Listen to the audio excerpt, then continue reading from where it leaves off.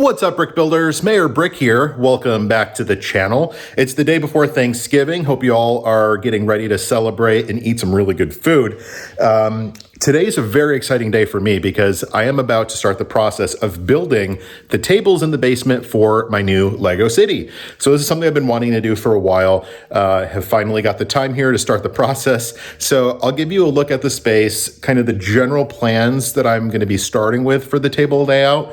This is all subject to change, and I'm sure as we start building, we might, discover something that we want to do differently. But let me turn the camera around. I'll show you kind of what we're working with the space, the shape. Afterwards, we're going to go to Menards, the local hardware store. We'll get the plywood, the support posts, and some 2x4s for the framing. I'm going with a very simple custom design. It's in a basement and it's just going to be holding a bunch of Lego. Just want to make sure it's sturdy, but it doesn't have to look pretty.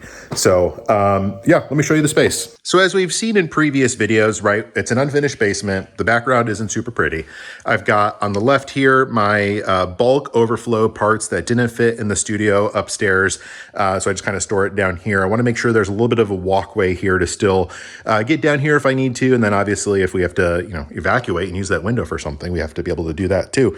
So I also wanted to leave some space on this back wall here because this is where our whole sump pump situation is, as well as the dehumidifier. I need to leave that close to the sump because it drains automatically, and theirs is typically running all day, but I turn it off for filming for obvious reasons because it's kind of loud.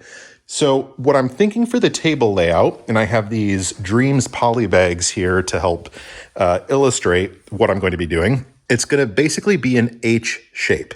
So there's going to be two 8x4 tables here the long way. So one 8x4 table, 4 feet this way, 8 feet long, and then a second one directly behind it.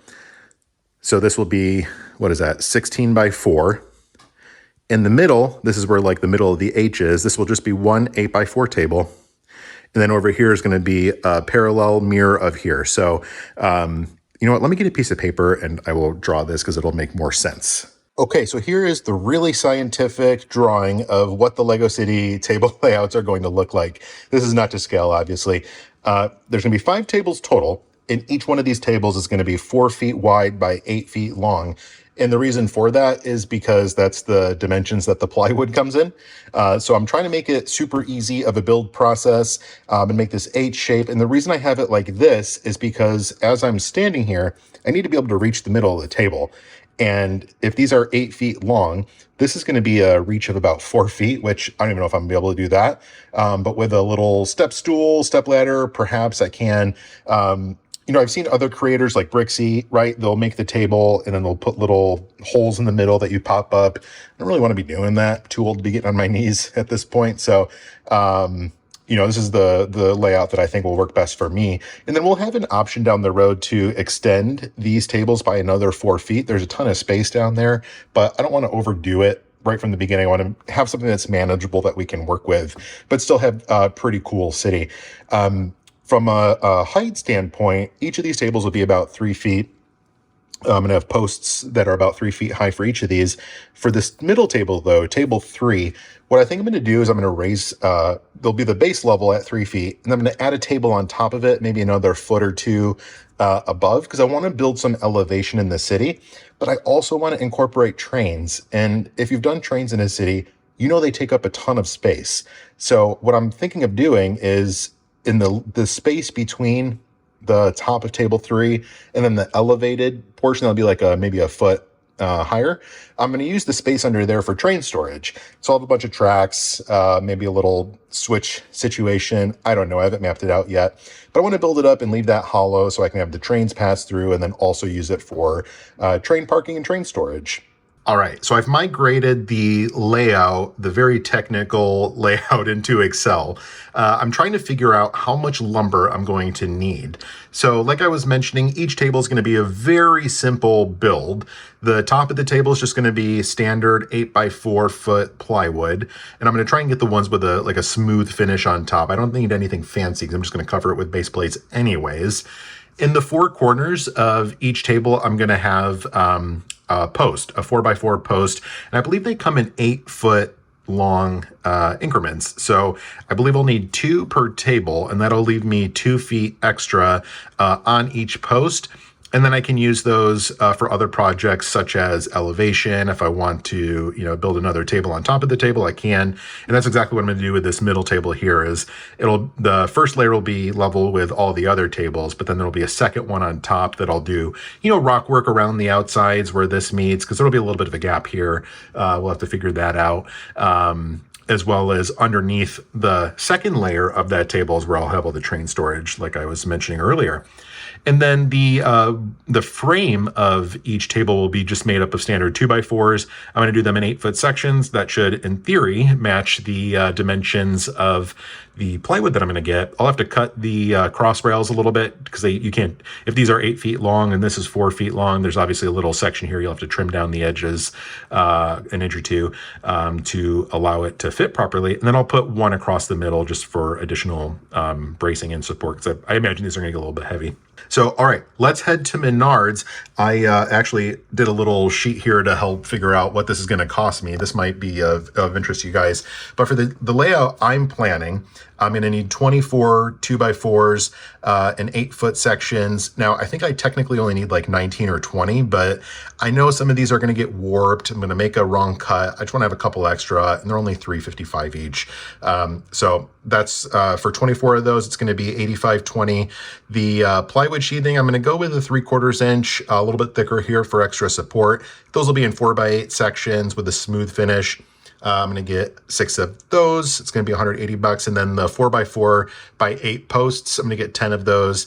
And you can see the total here is going to be about $460. Now, if you guys are familiar with Menards, you get, I think it's 11% back on everything. So you got to save your receipt, file a little bit of a rebate situation there, but should be able to get some cash back on this that I can reuse at Menards down the road. But still, I think $460 for as much of square footage that we're going to be getting. I don't think that's too bad.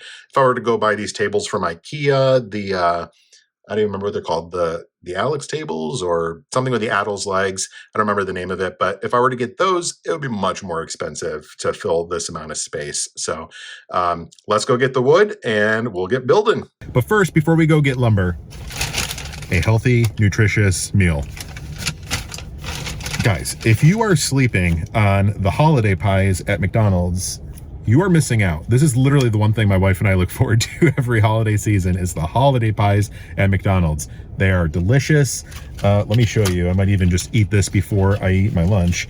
You just got to try it. They're like confetti-ish, and there's like delicious cream in the middle, and they're warm and flaky, and a 10 out of a 10. You have to go try the holiday pie. We've literally made trips to McDonald's just to get holiday pies. So enough of my advert. I'm gonna eat my lunch. We'll head to Menards. We'll get the wood.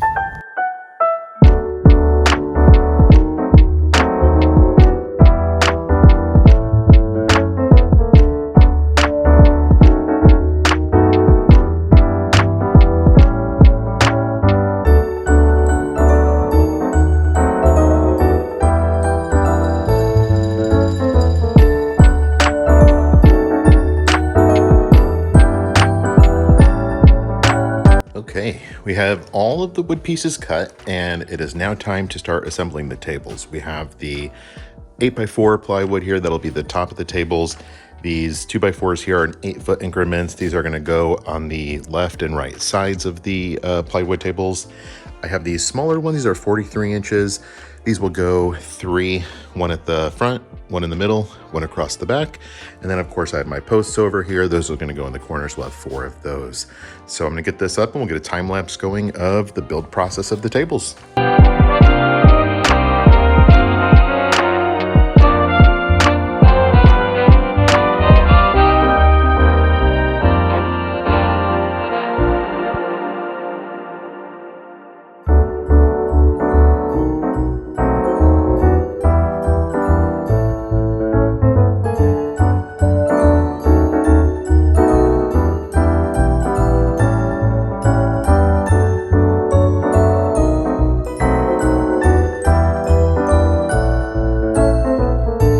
Well, here she is, ladies and gentlemen. This is kind of like a very surreal moment for me because this is something I've been waiting to do for years. I've been literally collecting Lego since 2015, so about 9 years, and I've never been in a space where I could have a huge studio set up like this. I've always had very small, like, 6 foot, 8 foot table displays. But this is the first time I've ever been able to build custom tables that are gonna be substantial enough to house a good size Lego city. So there's 5 tables here. These are all 8 feet by 4 feet. And I have 2 obviously connected here. So this whole strip is about 16 feet long and 4 feet wide. Each of these tables can hold, I think it's 9.5 base plates long by 4.5 base plates deep. And there's gonna be a little gap at the end, but look, these are not professional tables. I built them very quickly and unscientifically. So there's gonna be some gaps here and there, which we'll have to fill with Lego pieces and whatnot. Make maybe some like greenery, some mountain work, who knows, we'll figure it out. But I'm excited to get started here. So we have opportunity to keep expanding if we need to. This is the first time I'm putting a city together. So I think this is gonna be more than sufficient to get us through the first couple stages of this. And once we outgrow this, we have options is what I'm saying. So very pleased too with the amount of space on the sides here. Obviously this is where I had all of my overflow parts.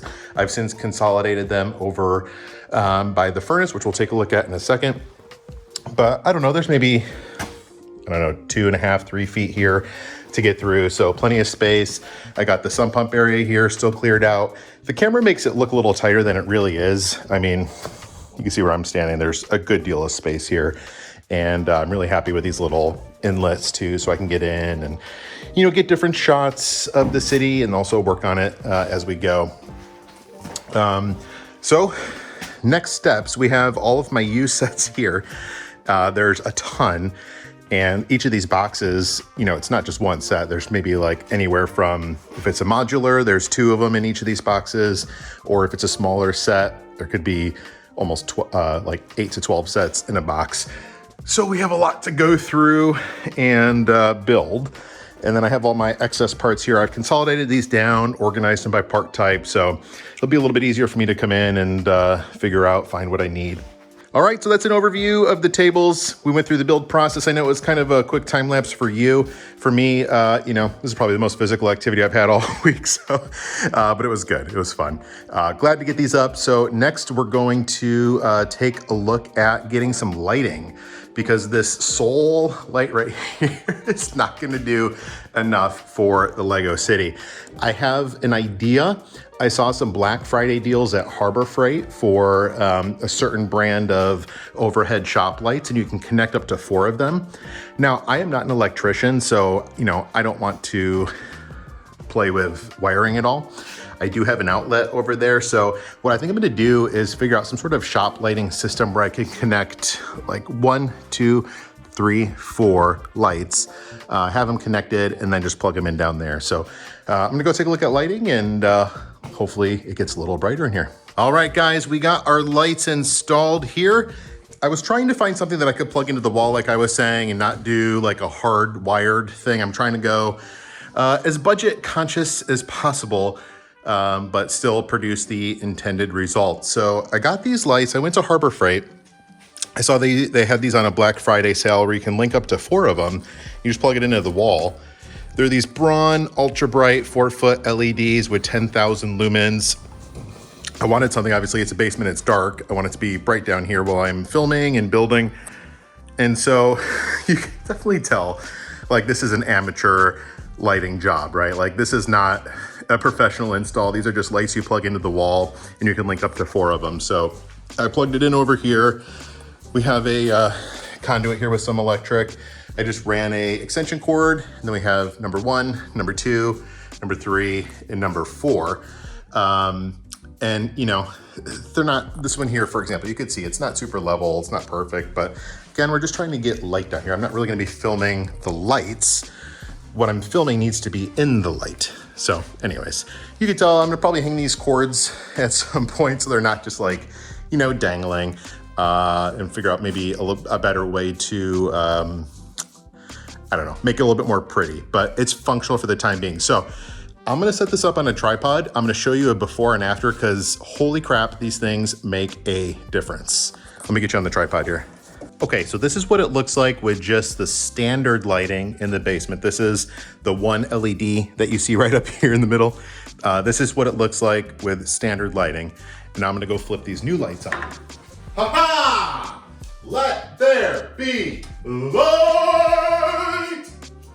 And so now, at almost any angle that you look at the Lego City tables, pretty good amount of light here. And we can get a full 360 and see pretty much everything. Gosh, it looks so dark over there where the standard lighting is. Yeah, pretty excited. Again, like I said, not your highest quality or best lighting rig slash setup, but it'll do for our purposes. And the Black Friday deal at Harbor Freight, almost too good to be true. So again, I didn't want to get something that was going to be super expensive. I wanted something that would obviously light up the basement, but I want to spend a whole crap ton of money. And so these lights, I think, were like $55 normally, and they were 40% off all Braun lighting. So these were only $32, if I remember correctly, a piece. 120 bucks, guys, to get this amount of lighting. That makes a whole world of a difference down here. All right, everybody, hope you enjoyed the build process. I think the tables look great. I'm so excited about the lighting. I was really worried about the lighting downstairs because it's awfully dark. And those lights we got from Harbor Freight, I think, are gonna do so nicely for what we need them to do for. So the whole process in the basement, between the wood that we got from Menards for the tables and the lights, I think I've spent maybe $550 to $600 total on lumber, screws, and the lights. Not as expensive as I thought it was going to be. Granted, it's a very amateur job, so it's not like anything professional, but it'll do the trick. One thing that y'all have probably noticed is I have big ambitions to do multiple videos in a week, and life happens. And so I'm going to make an attempt for the month of December just to see if I can do it. It's just something I've wanted to do, so I'm going to try to prove to myself that I can do it. I'm going to try and do a vlog every day through the month of December. I got a bunch of sets I want to build. Now that the tables are built and our studio's obviously set up, it's going to be easier to get content coming out now that the structure and the rooms and the environments are all set up the way I want them to be. So every day for the month of December, I'm going to challenge myself to get a video out to you guys. Nothing crazy long, nothing too intense, just something fun because I'm doing Lego every day. Might as well share it with you. One thing I'm going to do for my fans is every month I'm going to give away a set. It might be something small, it could be something large, but I really like the idea of when creators have a mechanism of giving back to their fans. I don't want it to be a contest, I don't want it to be a sweepstakes, nothing like that. I don't think I can even do that on YouTube. I'm just going to go through, randomly pick a random commenter throughout the month on the last day of the month, and we'll give away a set. I was at a local store today for Small Business Saturday, and I found something really cool for a very good price, which I think will be an excellent first giveaway set. Let me show you. So this is set number 10230. It's the, what is the official name of it? It's so old, there's not even a set name on it. I think it's just called Mini Modulars. There's 1,356 pieces in this, and it's little versions of, from left to right, we have the Grand Emporium, the Fire Brigade, the Green Grocer, Market Street, and Cafe Corner. Is the Market Street an official modular? I don't know, but I'm gonna say it is. Anyways, I think this is a pretty cool set. I have one of these, but I saw this new in box and it was almost 50% off what the going rate is. The box is sealed, so I hope there's real Lego inside. I guess whoever wins it for the month of December can let us know. But again, not a contest, not a sweepstakes, nothing like that. I'm just going to engage with my fans through the comments. I'm going to pick a random commenter throughout the month of December. On the last day of December, we'll do a quick, I'm going to keep track of these throughout the month. There's not that many. And we'll keep track, and then we'll do a reveal in the last video of the month. And I will send this to whoever wins. Now, I'm going to try and keep this simple for the first month, so I'm only going to ship to US addresses. I don't really want to deal with international shipping, so sorry if you watch my videos and you're from an international country. Anyways, just comment. I'm going to pick a random commenter throughout the month of December, and I'll send this to you at the end of the month. I think this is a fun set. And to kick off our city process, in a couple videos from now, I'm going to have a build of the cafe corner. It's going to be the very first building I put in my Lego city, which it's the very first modular. I feel like it should be the first one in the city. So I hope you guys enjoyed this video. Be sure to stay tuned. We're gonna have a video every day the month of December. Got a giveaway here, so comment and I'll pick a random commenter at the end of the month. Thanks again for watching, and we'll see you tomorrow. Bye-bye.